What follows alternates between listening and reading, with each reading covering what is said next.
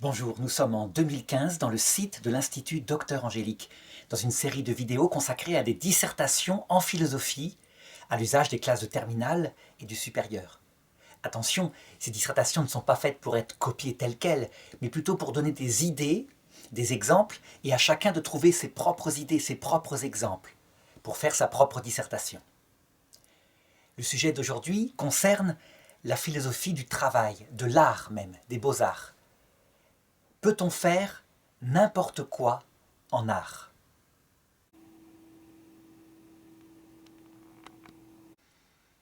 Alors évidemment, une telle question ne concerne pas les arts utilitaires. Les arts utilitaires ont leur propre logique, qui est l'efficacité de l'œuvre réalisée. Si on réalise un avion qui n'est pas profilé pour le vol, eh bien c'est n'importe quoi. Il va tomber, il va s'écraser. Donc on sait bien comment répondre à ce sujet si on parle de l'artisan. Pourquoi? Parce que l'artisan fait partie aussi du domaine de la philosophie du travail. On pourrait en traiter. Ce qui est intéressant, c'est de se demander si on peut faire n'importe quoi dans le domaine des arts, des beaux-arts, des arts qui ne servent à rien, si ce n'est à exprimer quelque chose, comme la beauté, ou autre chose, comme les passions humaines. Le plan d'un sujet doit toujours être adapté à ce qu'on veut exprimer. Et donc, pour la première fois sans doute, à travers ces dissertations, je voudrais utiliser un vrai plan en thèse et antithèse, sans faire de vraie synthèse. Pourquoi? Parce que dans le domaine de l'art, on le dit souvent, les goûts et les couleurs, nul ne peut en juger. Il y a une question de subjectivité. Et donc je voudrais, dans une première partie, manifester l'opinion de ceux qui disent que rien ne doit venir brider l'inspiration de l'artiste, qui est comme un dieu créateur. Donc il peut faire ce qu'il veut, et tant pis si quelqu'un dit que c'est n'importe quoi. Mais dans une deuxième partie, comme, je dirais, opposition, je voudrais montrer ceux qui mettent une limite, qui ne sont pas d'accord avec cela. En conclusion, il suffira à chacun de juger, de se positionner par rapport à ces deux opinions qui se défendent, on va le voir.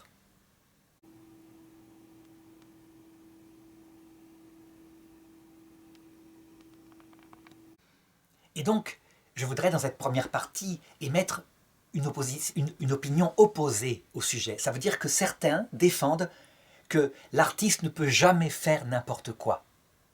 Et voilà comment ils s'expriment. Ce sont souvent des critiques d'art, ce sont des artistes eux-mêmes. L'activité artistique, l'activité créatrice, a sa logique propre. Elle émane d'abord d'une inspiration venant de l'auteur, qui aboutit à un projet sorti de son imagination, allié à son intelligence. Et ce projet peut porter sur énormément de choses. Il n'y a pas que les arts classiques, comme la peinture, la sculpture, la musique. D'autre part, en art, on ne peut pas forcément chercher à exprimer que la beauté, ça veut dire la splendeur d'une forme. On peut vouloir exprimer des choses profondes dans la beauté, comme la nature humaine, sous toutes ses dimensions. Et c'est vrai que si on analyse cette activité pour elle-même, l'œuvre qui sera produite ne dépend que d'une chose, l'idée que l'artiste s'en est faite par son inspiration. Et je dirais que tout le travail dans la matière, par exemple dans la sculpture, consiste à faire sortir d'une pierre qui est terne la splendeur d'une forme qui va exprimer non seulement parfois, si c'est une sculpture par exemple classique d'une personne humaine, la beauté physique de l'être humain, mais aussi parfois des émotions, parfois, je dirais, une fragilité, un sens du sacré. Bref, la pierre devient lumineuse. Je voudrais à cet égard citer un philosophe particulier appelé Friedrich Nietzsche.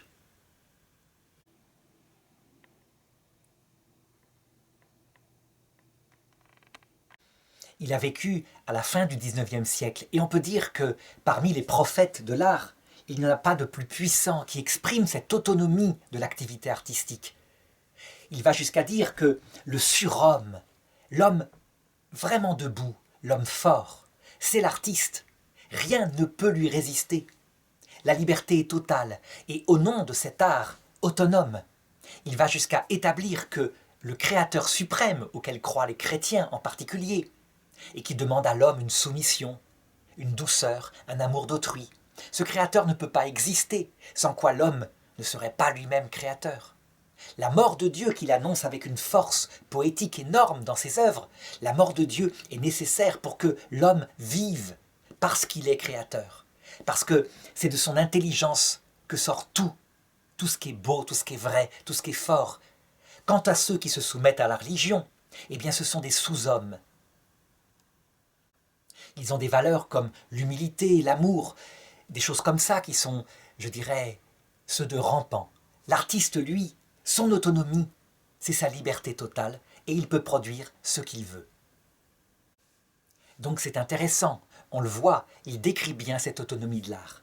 Eh bien, à partir justement de la fin du XIXe siècle, on verra des artistes qui essaieront d'articuler de plus en plus cette liberté absolue du créateur, en disant « le créateur ne peut jamais faire n'importe quoi ». Et ce sera d'ailleurs, je dirais, l'idéologie, entre guillemets, c'est-à-dire l'idée dominante des critiques d'art jusqu'à maintenant, allant jusqu'à justifier des œuvres dont on verra dans la deuxième partie que parfois elles sont pour le moins étonnantes. Alors, rappelons un peu ce qui se passait avant l'invention de la photographie. Je dirais que l'art de l'artiste était soumis à des règles, je dirais, d'école, appris par exemple dans les conservatoires d'art. Si je prends l'exemple de la représentation picturale, parce que ça se voit, donc c'est plus facile à illustrer, eh bien, on travaille, je dirais, la perspective, on travaille les couleurs, on travaille les ombres, on travaille toutes sortes de choses afin de rendre compte le mieux possible de la réalité. Un artiste doit posséder des techniques, parce qu'il est soumis à un maître qui s'appelle l'expression de la réalité. Sa liberté d'artiste n'est donc pas totale. Et c'est le grand principe d'Aristote qui est appliqué à cette période-là. L'art imite la nature. Cet art qui imite la nature, il est né à la Renaissance et il s'est lui-même libéré d'autres esclavages de la créativité qui existaient avant, à savoir que dans le Moyen-Âge chrétien, à partir du XIe, XIIe, XIIIe siècle, l'art doit exprimer le sacré. Ça veut dire la présence, l'amour, la puissance de Dieu, à travers des représentations et des thèmes bibliques en particulier. C'est du moins ce que vit l'Occident. Ne parlons pas de l'islam et du judaïsme qui, lui, pour ne pas exprimer le sacré, parce qu'on risquerait d'être idolâtre, refuse toute représentation d'êtres vivants, d'animaux, de plantes, d'hommes, de peur qu'on ne les adore. Eh bien, cette libération de l'art, elle va continuer à partir de l'invention de la photographie. Et pourquoi pas? Puisque l'artiste est maître de son œuvre. Rien ne pourrait le brimer. L'impressionnisme, par exemple. C'est quand l'art, confronté à la photographie qui en un instant peut produire une œuvre aussi belle que des tableaux de Rembrandt, plus précise que des tableaux de Rembrandt. Eh bien l'impressionnisme, c'est la volonté de se libérer des règles d'école. Et donc à travers un tableau parfois vite fait, parce que on ne cherche pas la précision, ça peut être flou. On disait au départ, c'est un tableau qui est fait pour des myopes. Ça veut dire qu'on ne peut le regarder que de loin, pour voir globalement ce qu'il représente.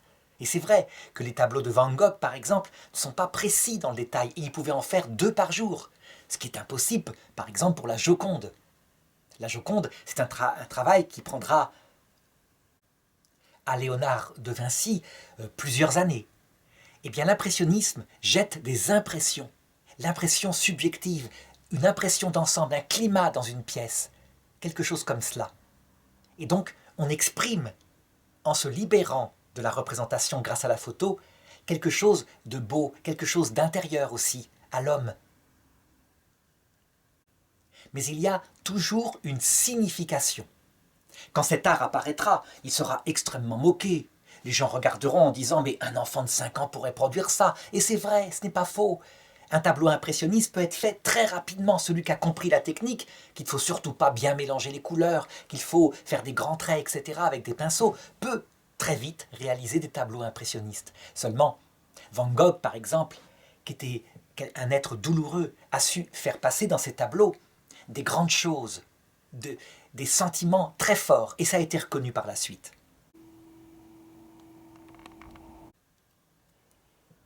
l'impression énorme de la moquerie qu'il subit pendant sa vie, et ensuite du succès qu'eurent les tableaux impressionnisme, qui se vendirent parfois des millions, eh bien, suscita chez les critiques d'art l'idée qu'on pouvait aller plus loin dans l'abstraction par rapport aux limites fixées par avant. Et donc certains essayèrent de se libérer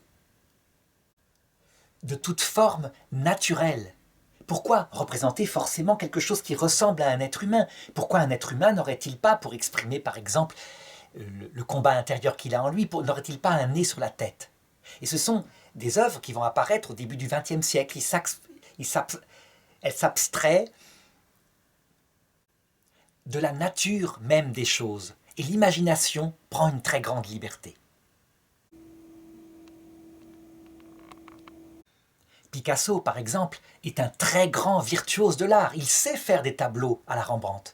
Et puis, il se lâche, il a une technique, il ne va pas s'y arrêter, il ne va pas se donner de limites, il fait ce qu'il veut, en fonction de sa vie, du changement de ses femmes. Il y a des périodes bleues, des périodes rouges, etc.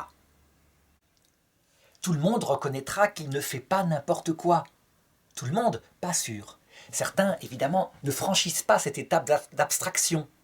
Et donc l'art devient, à partir de cette période-là, un peu plus spécialisé pour les intellectuels. Les gens du peuple, quelquefois, préfèrent quelque chose qui garde quand même une représentation naturelle. Donc, pourquoi pas aller plus loin? Pourquoi ne pas abstraire cette fois de toute forme? Ça veut dire faire un art qui s'abstrait de la nécessité même de donner une forme. Et pourquoi aussi ne pas faire un art qui, par exemple, s'abstrairait de toute signification? Le réflexe d'un enfant, quand il voit une œuvre d'art un peu complexe, il demande « ça représente quoi, maman ?» Eh bien, pour ces critiques d'art qui cherchent à comprendre ce que voulaient faire les artistes, la question même est hors sujet. Donc je vais donner ici un exemple d'œuvre contemporaine qui n'a pas de signification. Il ne faut pas chercher à en voir. C'est simplement une splendeur de forme qui doit toucher les sens.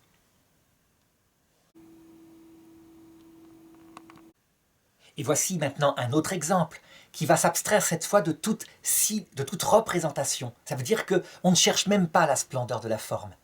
Et donc, cette œuvre-là, qui a donné une pièce de théâtre jouée par Pierre Arditi, un fond blanc, un carré blanc sur un fond blanc, si on regarde bien, il y a peut-être ça, est dans ce genre d'art.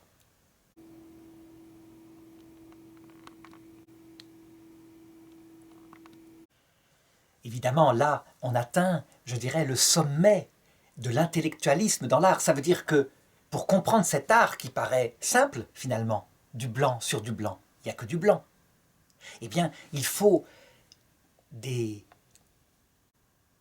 trésors d'éloquence et d'intellectualisme pour apprendre, en école d'art, à apprécier un tel art. Et évidemment, le commun du peuple, lui, se détourne. Je me rappelle, par exemple, d'une exposition qui a eu lieu, je crois, au Grand Palais, dans les années 2000, par là. Un artiste, toute sa vie, n'avait fait qu'une seule œuvre. Petit carré rose, petit carré blanc, de 5 cm de côté, l'un à côté de l'autre, un peu comme, je dirais, les logos du magasin Tati à l'époque. Et il l'avait fait peut-être plusieurs centaines de fois, toujours ce même tableau, toujours de la même façon. Et il obtint 3 mois d'exposition au Grand Palais, je crois, à Paris. Évidemment, les couloirs étaient complètement déserts. On ne va pas se déplacer pour voir ça. Il y avait quand même quelques personnes qui venaient, certains pour s'amuser, pour voir jusqu'où iraient les choses, et d'autres, sans doute, parce qu'il faisait partie de l'élite intellectuelle qui comprenait un grand créateur, qui avait mis toute sa vie dans cette œuvre-là. Alors évidemment, à partir du moment où, je dirais, il n'y a plus de forme, il n'y a plus de représentation, il n'y a plus de signification, tout ce qui faisait l'art habituel, puisque l'homme, normalement, est quand même une imagination, donc il y a une représentation, quelque chose, une forme quelconque, et d'autre part, il a une intelligence, donc il devrait vouloir mettre une signification à son œuvre. Et bien à partir du moment où on le fait, tout est permis. Et c'est là que, vers le milieu, la fin du XXe siècle, vont apparaître toutes sortes d'arts. Je voudrais en donner quelques exemples. Il y avait une exposition d'art contemporain qui se préparait en cette année 2015. Et puis, évidemment, pendant la nuit, les femmes de charge, les femmes de ménage venaient pour préparer, je dirais, le musée, afin de rendre les choses propres pour le lendemain. Et elles tombent sur des restes d'un repas, avec des bouteilles, des assiettes, de la nourriture encore dedans. Et évidemment, elles nettoient tout, elles mettent tout dans des sacs poubelles, afin que ce soit propre pour le lendemain. Or, c'était une des grandes œuvres de l'exposition. Reste d'un repas. Lorsque le lendemain l'artiste vient, il cherche son œuvre incomparable. Et évidemment, il ne la trouve pas. Les femmes de ménage sont convoquées, elles expliquent qu'elles ont cru que c'était un reste de repas. Et donc en quelques heures, il a dû refaire son œuvre. On pourrait multiplier les exemples de ce genre, tous faits pour choquer, je dirais.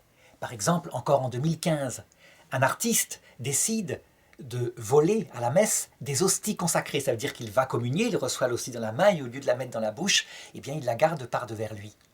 Et après en avoir récolté comme ça 250, eh bien, en Espagne, il va étaler une œuvre d'art faite d'hosties consacrées où est marqué le mot pédophilie, à savoir pour critiquer l'Église catholique, où certains prêtres se sont rendus coupables de ces crimes. On peut dire qu'en matière de blasphème par rapport aux choses sacrées du catholicisme, rien ne sera arrêté. On voit par exemple l'exposition Pisse Christ qui montre un crucifix dans un bol d'urine, ou alors un visage du Saint-Suaire dans une pièce de théâtre qui est couvert d'excréments pendant toute la pièce.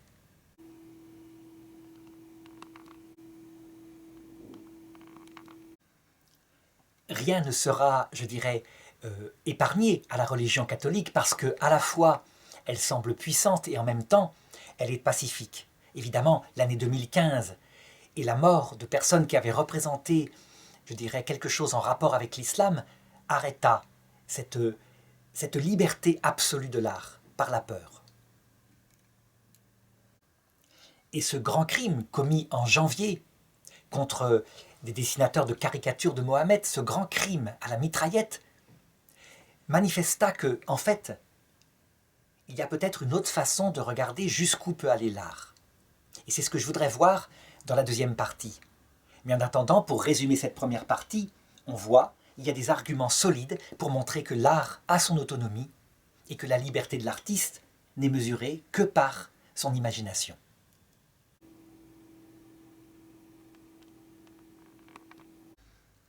Donc la question est, peut-on faire n'importe quoi en art? Tel que j'ai présenté les choses dans la première partie, je me suis contenté de voir la logique interne de la création à partir de l'inspiration et qu'aboutit à l'œuvre. Seulement, il y a une autre dimension qu'on ne peut pas oublier. C'est que l'artiste d'abord est un homme complet. Il a souvent une femme, il a des enfants, il vit dans une société.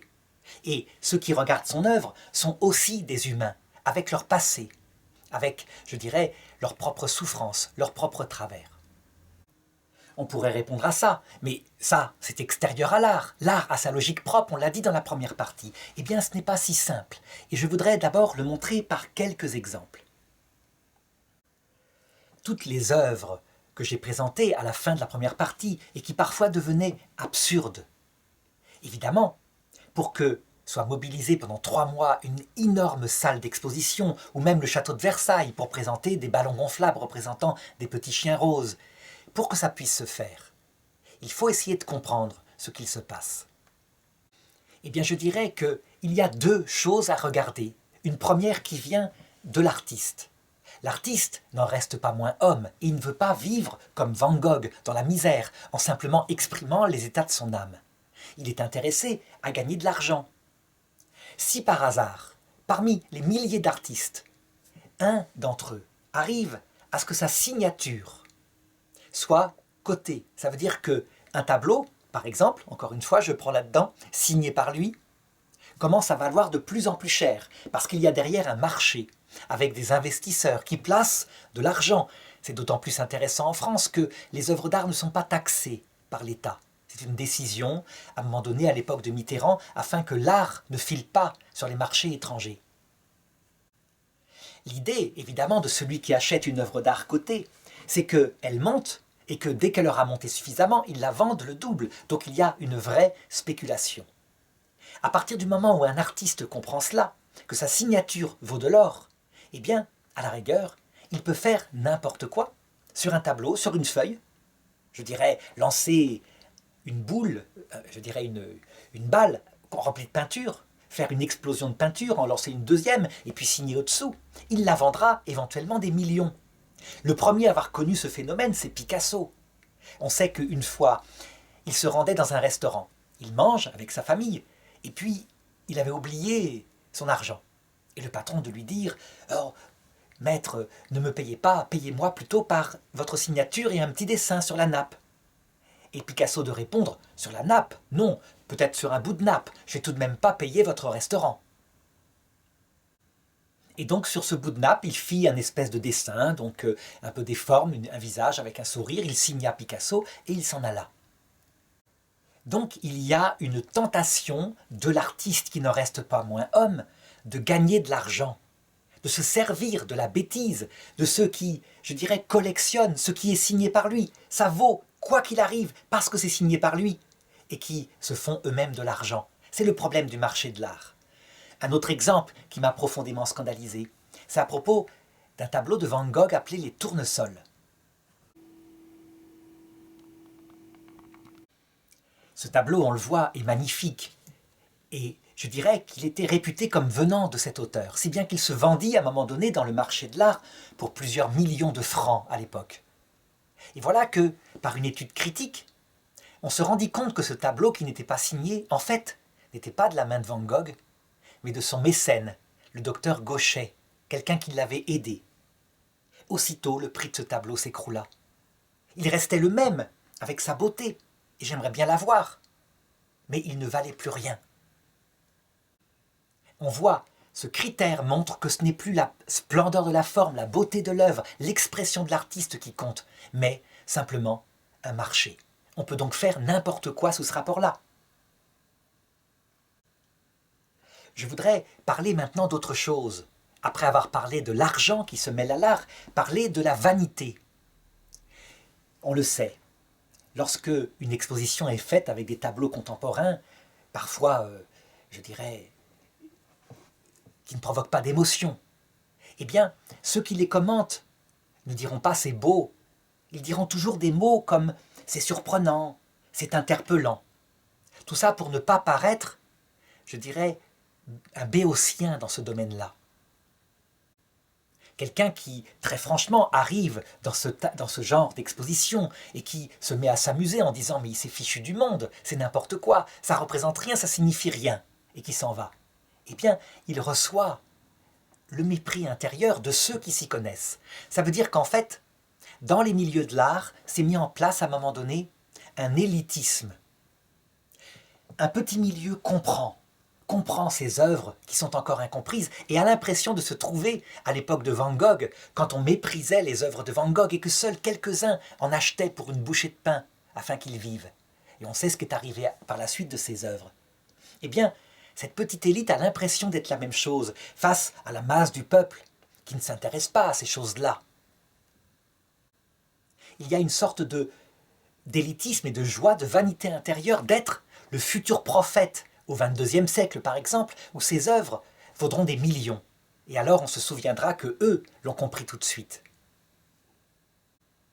Il y a donc, sous le verbiage, les propos développés, l'intellectualisme parfois, qui explique certaines œuvres d'art, beaucoup de vanité. Et on peut dire que n'importe quoi, quelque chose qui ne subsistera pas, si ce n'est pour montrer les dérives du XXIe siècle, du XXe et XXIe siècle, n'importe quoi peut être réalisé en se cachant sous cette vanité. Alors, troisième chose qui montre qu'on peut faire n'importe quoi aussi en art, eh bien, c'est que, puisqu'il n'y a pas de limite, seule l'imagination de l'auteur est là. Si l'auteur est un pervers, si par exemple c'est un grand criminel, un tueur en série qui, aux États-Unis, a été mis en prison après avoir assassiné cruellement, mettons, une centaine de jeunes personnes, eh bien, cet artiste-là mettra ensuite sa perversion sur ses œuvres. Et quelquefois, il arrive que ces œuvres valent très cher. Lorsque c'est un tel criminel, seules les familles sont scandalisées, et ça se comprend bien. Je voudrais raconter un exemple. Dans les années 80, en France, une jeune étudiante qui aidait un étudiant japonais à apprendre ses cours, ils étaient tous les deux étudiants, fut assassinée par lui. Alors qu'elle se penchait vers quelque chose qui lui montrait, une œuvre qu'il avait dessinée, il lui tira une balle derrière la tête.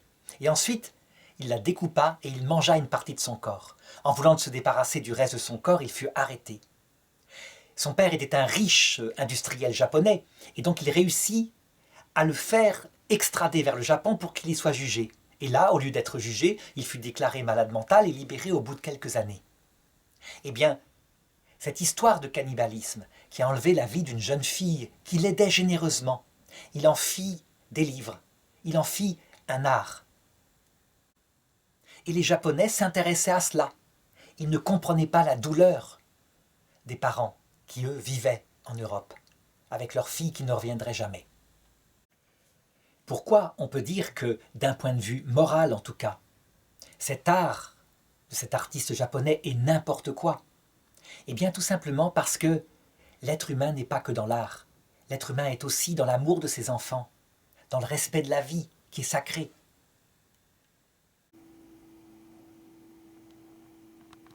Et donc, quand sous prétexte d'art, ou d'expression artistique, ou de rire, on ne respecte rien, eh bien, profondément, on peut scandaliser les gens. Car, puisque je parlais du rire, on peut, je dirais, faire une petite remarque. On se souvient que Charlie Hebdo, au départ, dans les années 70, s'appelait Harakiri.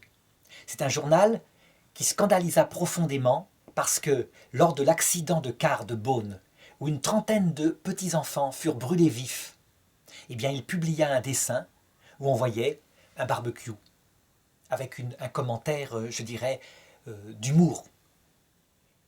Il fut interdit un peu plus tard, parce qu'il refit la même chose avec la mort de De Gaulle en 1970, mais c'est principalement ce geste-là, par rapport aux enfants, donc ce qu'il y a de plus sacré pour les gens, qui ne fut pas pardonné, je crois.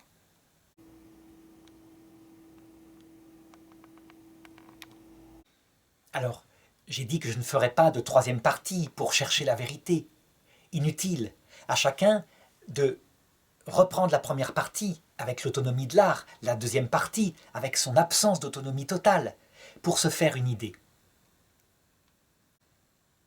Pour résumer, mon opinion, c'est que si l'art, effectivement, a sa logique propre, l'art ne saurait être séparé comme une idole de ce à quoi il est lié, l'homme, l'être humain, dans sa totalité. Il doit y avoir distinction, c'est important. Sinon, on tombe dans un art moral, un art politique. Mais il ne doit pas y avoir totale séparation, sous peine de faire de l'artiste, de l'art, une idole. Quand on va trop loin, alors, je dirais, la nature humaine se venge, et arrive ensuite la violence par certains qui n'ont pas cette capacité d'abstraction et d'intellectualisme.